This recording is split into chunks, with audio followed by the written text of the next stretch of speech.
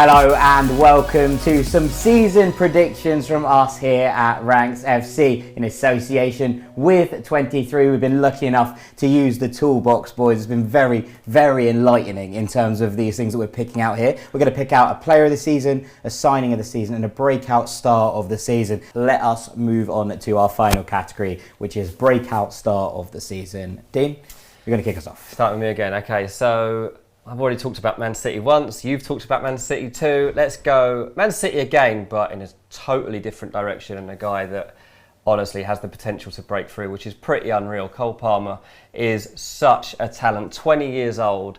This guy's got such belief in himself. There's not many 20-year-olds that brought up in Manchester right now thinking they could get in the Man City lineup. This lad actually does feel like quite comfortable in the setup, and he's kind of adapted to the Pep Guardiola philosophy over time, and actually he feels himself that he's been the perfect mentor for him to fit into this style of football.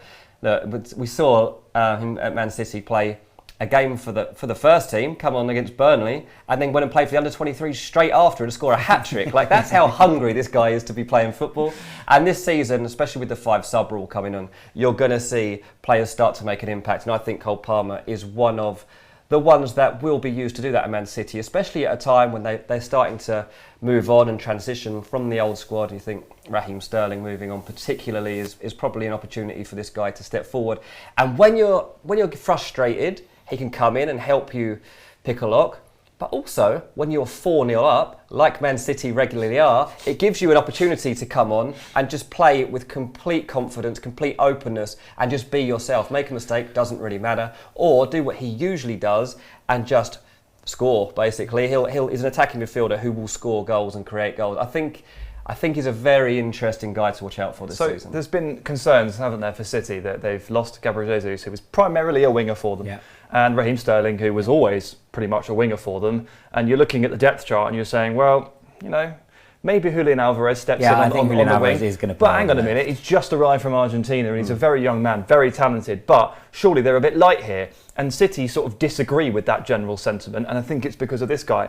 And this combined is very good. Because if he's comfortable on either side, this gives him like twice the amount of opportunities for him to come in and play 30 or 40 or play a midweek Champions League game. You know, they might just get one of the minnows in the fourth seeds in the Champions League, and he might start. And you only need a couple of good games under your belt for your confidence to start soaring, and then you might just get a Phil Foden scenario. Well, that's his aim. And what you were describing with Palmer, you know, sitting around in this. Not sitting around, it's completely the wrong phrase, but working with City for the last couple of years under Pep is exactly what, I mean, they wouldn't let him go on loan. Mm-hmm. It's exactly the same story. Yeah, it's a really interesting one. I've been speaking to some City people, and there's a kind of conversation around that Cole Palmer is a bit of a Mahrez clone, that he has developed That's good, because they need a backup right winger. Well, this is the thing. He's developed into a very Riyad Mahrez-esque player, which is a high compliment, to be perfectly honest with you. But it kind of is interesting, and you made the point there already, that City are comfortable in their options here with Cole Palmer, Alvarez maybe playing a little bit off the left, that they were willing to let Jesus and Sterling leave. That's pretty high praise in itself. Cole Palmer will be looking at that and going, okay, cool, they haven't brought another winger in. Obviously Bernardo can play out there in a pinch, but it does feel like City are going, right, the opportunity is there, the pathway is there, look at how Phil Foden came through, this is your time. And I think this is a very good call. I really like it. Really like it. Right, let's go to you, Sam. I wonder what you'll think of my call. Yeah. Interesting. Well, I've gone for a forward, I've gone Aston Villa, and I've gone for Cameron Archer, who I find very, very interesting this season. He's had the pre-season that we expected from him, and that has laid some foundations in place here, because I think we start at the point where we have to make it clear that Steven Gerrard, based on his post-match interviews all of last season, does not appear to like any of his strikers. No. Despite the fact that Aston Villa have Ollie Watkins and Danny Ings, who does quite like Ollie Watkins, who are very good players. At the end of the game, he basically came out every time and went, they missed too many chances. And the thing is, Cameron Archer, on loan at Preston last season, and for the England unders this summer, and then over the course of pre-season in Australia for Aston Villa, has done nothing but score goals. Yeah. And even last season, right at the beginning, against Barrow in the the Carabao Cup, he scored a couple there as well. He scored a hat-trick, didn't he? Got a hat-trick there, and he scored against Chelsea in the 4th round, and then he went out on loan. He scored the goal against Chelsea was unbelievable as well. This guy is basically a Jermaine Defoe clone. to borrow the same phrasing. It's very, very exciting. And if Ings and Watkins start a little bit slow, or show a little bit of weakness, or Ings gets injured, which is incredibly believable, Archer could step in and just start firing. And he only needs that 1 or 2 chances to score a goal, and he only needs 1 or 2 games to get 1 or 2 chances. And then we might genuinely be looking at someone who is emerging as one of the better finishers in the Premier League. Like, he is absolutely brilliant. I've loved watching him, and I think he might be on the verge of something here. I'm still on the hunt for his Irish grandmother, to be perfectly honest with you. But I think he was excellent last year at Preston in the second half of the season. He's one of those players that when he goes through on goal, you're just like, he's going to score. And then you don't get that feeling about loads and loads of players, I think. But Archer is one of them, and at such a young age, to have that kind of aura, I think, around you is something. And I think you're absolutely right.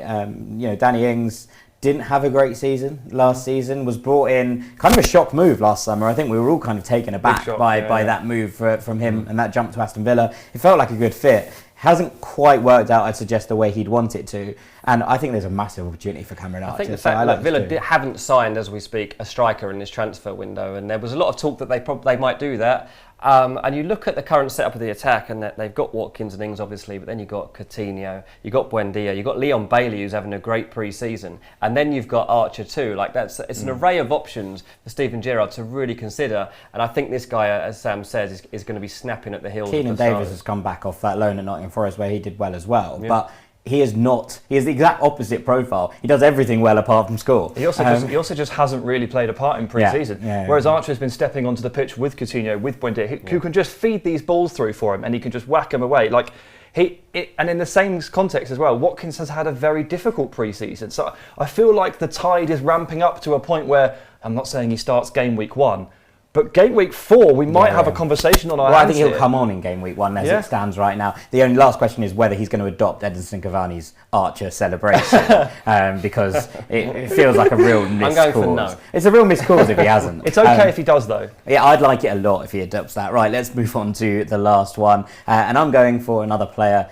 who was in the Championship last season and will be in the Premier League this season, Fabio Carvalho, who moved from Fulham to Liverpool. Now, was Fulham's, I think, standout player bar Alexander Mitrovic, who obviously scored 43 goals last season. Carvalho was the glue that knit it all together in a kind of 8-10 hybrid role, playing behind the striker but also dropping deeper. And I think what excites me so much about Carvalho is that he's obviously small, incredibly technically gifted, has a wonderful shift of balance. He is a little bit Coutinho light, especially young Coutinho. Reminds me of him a lot. The ability to kind of shift away from players and make things happen in the final third.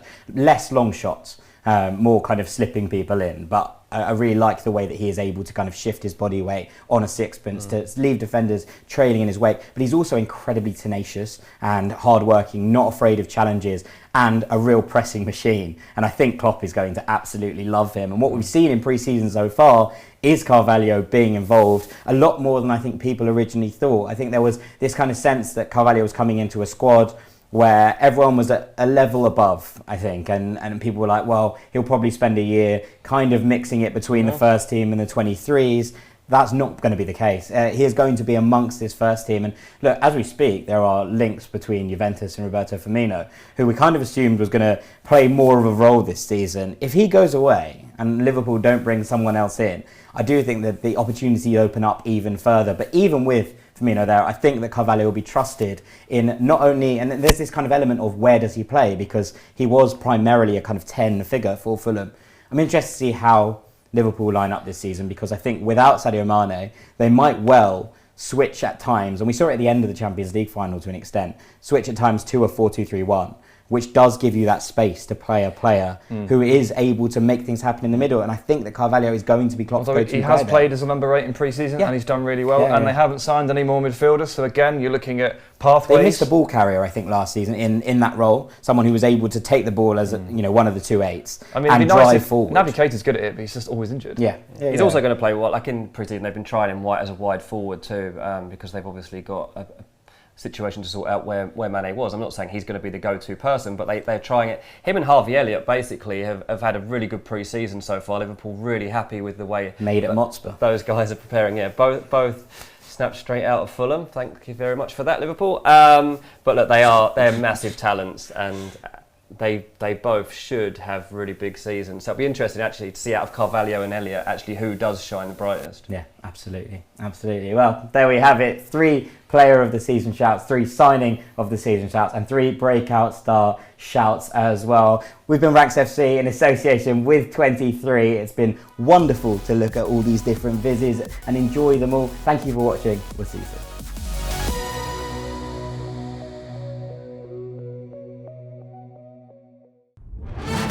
If you've enjoyed this video, make sure you like and subscribe for more from us at Ranks FC.